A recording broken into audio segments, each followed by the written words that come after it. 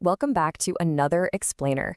Today, we're diving deep into the fascinating world of herbalism to unpack an absolute botanical heavyweight. If you're already working with medicinal plants, you've definitely crossed paths with ginger. But today, we are breaking down everything you need to know about its warming, comforting, and honestly, incredibly powerful cousin, Galangal. And it's so fascinating to see just how far back the respect for this plant actually goes. We are definitely not talking about some modern, trendy supplement here. Hildegard of Bingen, the 12th century German mystic and an absolute pioneer in herbalism, held this herb in such high regard that she literally called it the spice of life. She saw it as a divine gift specifically meant to ward off illness. I mean, that is a massive endorsement from one of history's most famous natural healers, right? So, here is our roadmap for today. We'll kick things off with the spice of life, move into botany and key constituents, explore traditional healing across cultures, check out modern science and research, and finally, wrap up with key preparations and uses. All right, let's jump right into section 1, the spice of life.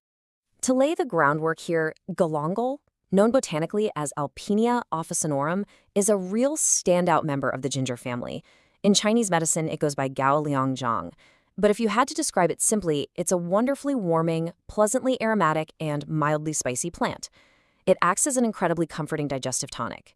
Essentially, think of it like this. Whenever the central areas of your body are just crying out for a bit of warmth, like when you've got a sluggish, cold stomach, this is the exact botanical tool you want to reach for. Now, practically speaking, we primarily use the spicy rhizome, which is the root structure of the plant. And the history tied to its warming action is wild. Not only is it an absolutely crucial spice in Thai cooking, but historically it was literally fed to Arabian horses in parts of Asia to, quote, fire them up. That alone gives you a really vivid picture of exactly what this plant does energetically. Moving right along to section 2, botany and key constituents. Before it ever makes it to your apothecary shelf, galangal requires a lot of patience. It's a perennial aromatic, and it gets pretty big, growing up to 6.5 feet tall, showing off these gorgeous white red-lipped flowers. It's native to the tropical grasslands of southern China and Southeast Asia, so it loves a shady spot with well-drained soil. But here's the really interesting part about cultivating it. You don't just harvest it right away. You actually have to wait until the end of the growing season, when the plants are 4 to 6 years old. It literally takes years for the plant to concentrate those potent medicinal properties. And a quick, absolutely crucial point here. You have to know exactly what plant you're sourcing.